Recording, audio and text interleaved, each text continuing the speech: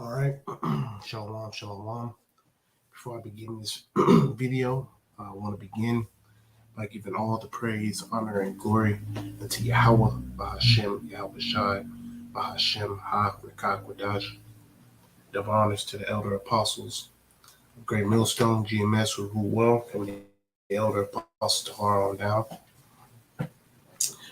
And sincere salutations to you, hopeful elect Akim, who are pushing this word in sincerity and in faith. All right. May Yahweh Bashem, Yahshua Bashem, Harakakwadash, watch over you, brothers.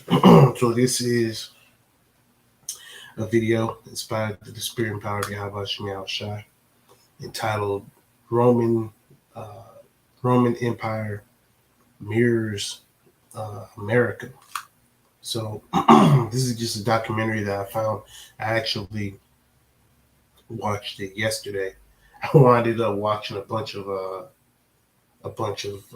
different um, documentaries based on Rome. So I'm just gonna go ahead and play it. Uh, when the spirit has me to, stop or add something in, then I'll go ahead and add some. Lord's will, this is edifying. Often considered one of Rome's greatest emperors, in 117 year reign.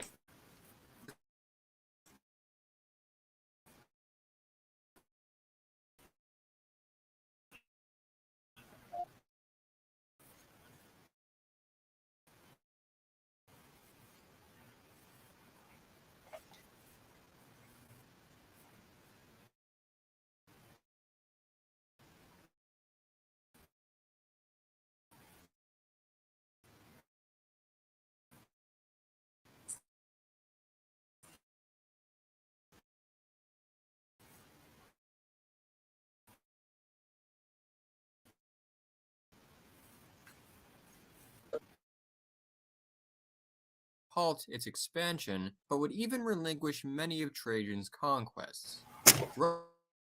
Rome was remarkably efficient. To forget that a month for people to travel around the empire.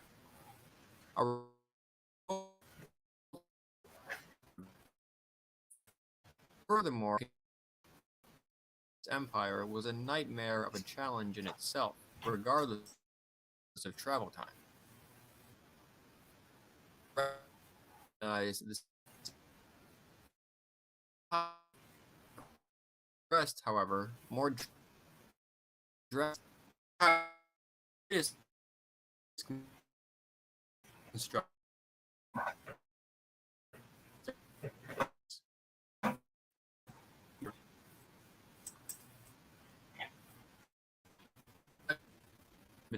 between worlds, and to serve as a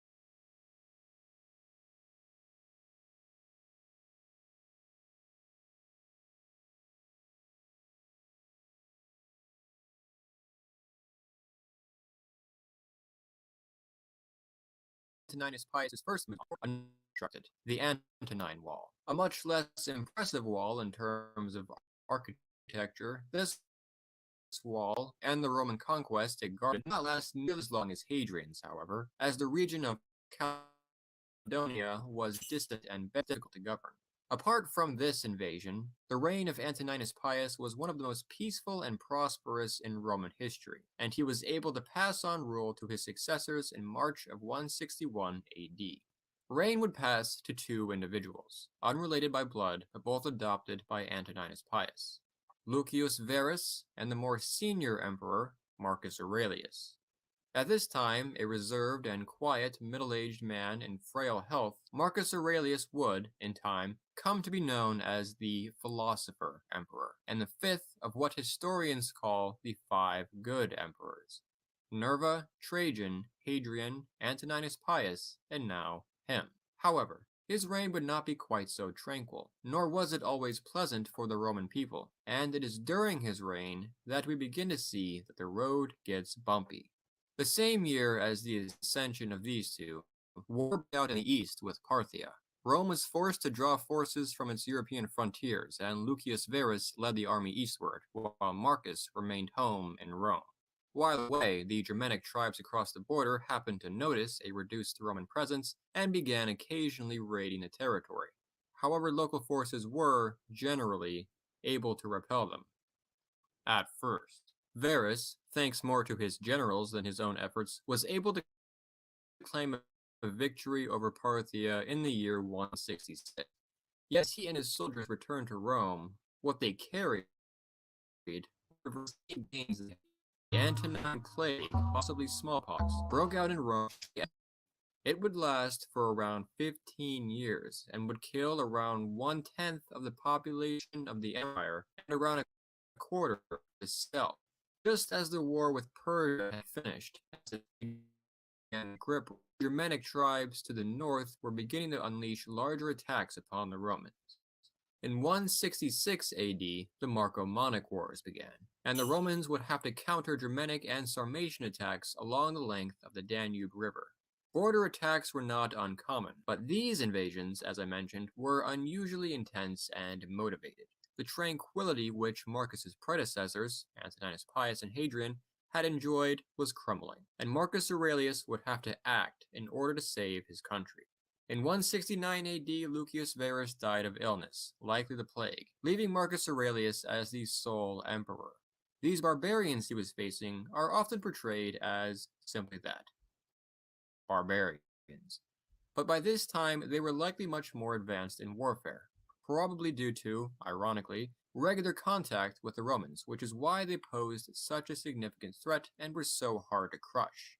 In the spring of 170 AD, a massive coalition of Germanic tribes under the Marcomanni king Balamar attacked the Romans at the Battle of Caruntum, killing around 20,000 Romans, the worst Roman defeat since the Teutoburg Forest. Following this, the tribes even breached Rufus and began raiding northern Italy, as these tribes into Rome and raided all the way to Greece. Marcus Aurelius became obsessed with his duties. It is during this war, while attempting to orchestrate his campaigns in rugged conditions and poor health, that he wrote his famous philosophical book, Meditations, still in print today. Marcus Aurelius would, in total, struggle with the invading tribes in the First, Second, and Third Marcomannic Wars for 4 of these conflicts. In this time, he would also quell insurrection in Egypt, overcome crippling illness, and prevent a usurpation by one of his most accomplished generals. In the end, he would save Rome from foreign invaders and even begin to carve out 2 new territories, Marcomannia and Sarmatia.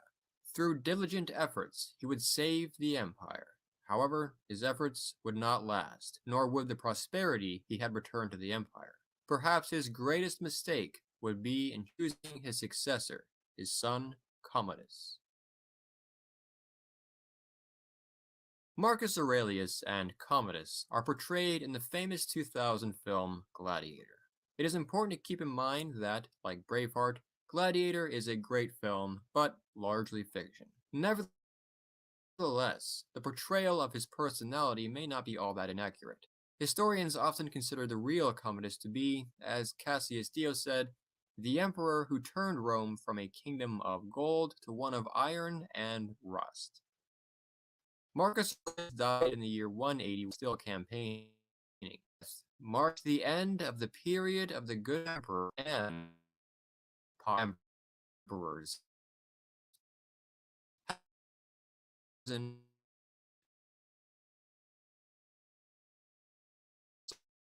eight sons, but historically prosperity of the age. Commodus was merely chosen because he was Marcus Aurelius's biological son. Commodus soon proved to be uninterested in the responsibilities that come with being emperor. Like Caligula, though many outrageous stories about him were likely exaggerated and fabricated later on, there is good evidence that he was mentally disturbed, egotistical, cruel, and irresponsible. First and foremost, upon becoming emperor, on the cusp of victory, he abandoned the conquests of his father and negotiated peace with the belligerent tribes. He returned home and soon showed he preferred a life of partying to one of duty and left administration to subordinate officials. One of his favorite pastimes, to the great amusement of the crowd but disgust of the Senate, was participating in mock gladiator fights in the Colosseum. Assassination attempts were made, one even involving his own sister, but he survived them. As time passed, he grew ever more corrupt and egotistical, eventually claiming to be the reincarnation of Hercules. He would even go so far as to rename the Roman Empire after himself, Commodiana, and rename all the months after his long name. After years of this sort of worsening behavior, the Senate had had enough, and in December of 192 AD, he was drowned while in the sub 93 AD. Commodus' memory was erased. Pertinax. Pertinax was a known disciplinarian who had made with adequate bribe to the Praetorians. They killed him only 3 months into his reign. Big surprise, the guard had acted rashly and killed Pertinax without having a successor in mind. In order to prevent a war before news reached the rest of the provinces, they decided to auction the position of emperor off to the latest, a former governor. Outside of the Praetorian Guard, Julianus was unpopular. His ascension was somewhat of a joke to the Romans, and as they opposed him, 3 individuals used the opportunity to declare themselves Niger, Clodius Albinus, and Septimius Severus. Civil war soon broke out, and in June, Severus killed Julianus as well as Pertinax's murderers. To maintain power, Severus focused on the civil war. Niger was defeated near modern-day Turkey in 194 AD at the Battle of Ismene shortly after.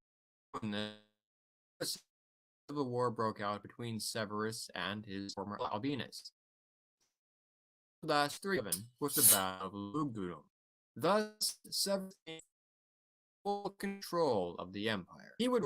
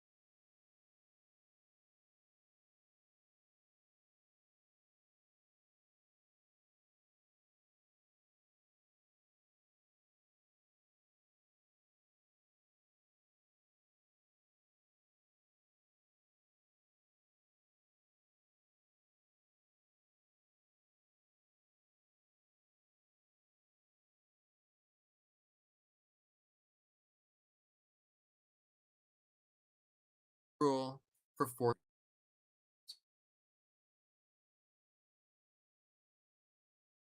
Still, Severus likely hoped at least that his sons, whom he had learned some experience, claimed that he born known as Caracalla and Geta, would take this advice to heart. Almost. Severus had left the rule to both of them as joint rulers, but their mutual animosity was no secret. Though attempts at reconciliation were made, which even included a suggestion of splitting the empire between them, not even a year after their father's death, Caracalla had his brother Geta killed in front of their mother and became sole emperor. This was only the first of many atrocities committed by yet another unfit emperor in his 6-year reign, until 217 AD. Amid a reign of intimidation and fear, executions, massacres, and the like, Caracalla's one lasting benevolent achievement may have been that he extended citizenship to all Roman freemen across the empire. Was this benevolence, or were there ulterior motives? Historians still debate that. However, Caracalla still had quickly angered a lot of important people, and, predictably, he was assassinated, killed by a soldier who approached him while urinating during a military campaign against Parthia in 217 AD. The man who was likely behind the plot, Marcinus, succeeded Caracalla as emperor that year, inheriting an empire that was now beginning to feel the weight of scandals, self-interest, and improper governance. Adding to the political situation, the war with Parthia Caracalla had embarked on was not going well for Rome, following a heavy defeat at the Battle of Nisibis, and Marcinus was forced to negotiate peace. As if political chaos, military defeats, and general unrest weren't enough, at the same time, slowly and quietly, another issue was beginning to cripple the empire. Rome was facing the threats posed by past emperors who had been gradually debasing its currency. That is to say, the silver content of Roman coins was gradually being reduced, so that basically they could make more coins with less silver. Now, because silver is the actual valuable part, this doesn't work that well, and the coins became less valuable. This inflation was preparing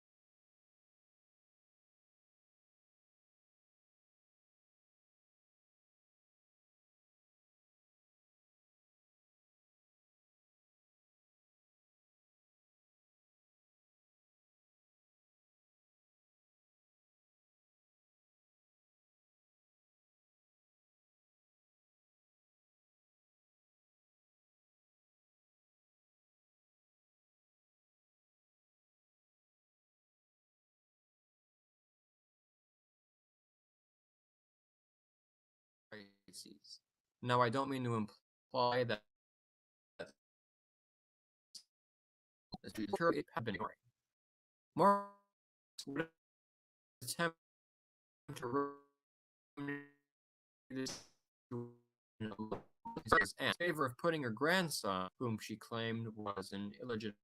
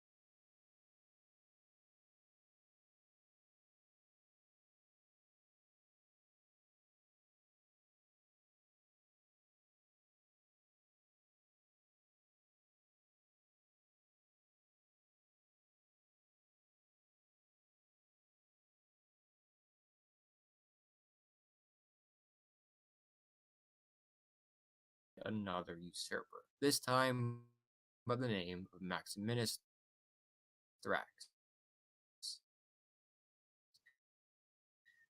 Not here, with the buckle of the instability. Alexander's death marked the beginning of what is remembered as the crisis of the century. It would last for almost 50 years, and it would see the empire fracture under the conflict centered around what is likely over 30 different individuals claiming the position of emperor within that time span. It would nearly mark the end of the empire itself, had it not been for the reigns of two men who would eventually succeed in saving the day. Maximinus Thrax is remembered as the first of the soldier emperors. These were emperors who owed their reign to the success in the military. They basically acted as military dictators. While probably seen as a relief in comparison to the spoiled teenage emperors who had wrecked the empire, the civil wars that were caused by military men vying for the throne were at least equally as destructive. By 238, Maximinus had been killed, and that year became known as the year of the six emperors. Even Gordianus III was able to secure reign. It would last only for a few years before he too was killed by his successor, and his successor killed by his successor. In 250, the general Decius was sent by the emperor to put down an uprising. Upon arrival, however, he turned around and became its leader. As the weakened empire fell into economic crisis and was being closed by tribes of all these groups, the Goths, and then to the east by the far more dangerous Persians, the Romans took another devastating hit with the outbreak of the Cyprian plague. Rome grew fearful that this was all a punishment from the gods, and in an attempt to appease them, people such as the Emperor Decius targeted the growing population of Christians, as well as other religions except of the Jews, in the first major persecution in this era. This was cut short, however, as Decius was cut down. He died in combat against the Goths less than 2 years into his reign, the first emperor to be killed by foreign invaders. Not long after his death, the Persians were able to capture the famous city of Antioch, one of the largest and most important cities in the empire. A few years later, the Emperor Valerian marched east to confront the Persians. Stopping the Persians was Rome's main priority. They were much more powerful than any Germanic tribe, under aggressive leadership, and seeking almost the whole of the Eastern Empire. Valerian would not succeed, however, and became the first Roman emperor to be captured in combat. According to unconfirmed stories, he was never released, and was forced to bend over to be used as the Persian Shah's footstool when he was getting on his horse. Succession went to Valerian's son Gallienus, but some of the other provinces had had enough. Many around the Roman province of Gaul felt it was time to fend for themselves, and a leader named Postumus used this as an opportunity to declare himself emperor. But instead of invading Rome for the title, he simply broke his territory off, creating the Gallic Roman Empire, centered in Gaul and including part of Germania, Britain, and for a while, Hispania. Later on, in the east, a Roman governor named Odenathus managed to beat back the Persians, but then used his newfound power to rule autonomously. Though he was later assassinated, his power passed on to his wife Zenobia and their son. The Roman Empire was simply falling apart. It is interesting to note that in this time period, society begins to foreshadow early medieval society. Dangerous. Long-distance trade ceased. Communities erected walls and became isolated. People no longer looked to the government in Rome for leadership, but rather the local landlords. Many Roman freemen were forced to adopt a serf-like lifestyle in order to survive. But then, the sun began to shine again. In 269 AD, the Romans defeated the Goths at the Battle of Naissus in modern Serbia. Later, the Emperor Claudius defeated the Alemanni at the Battle of Lake Benacus.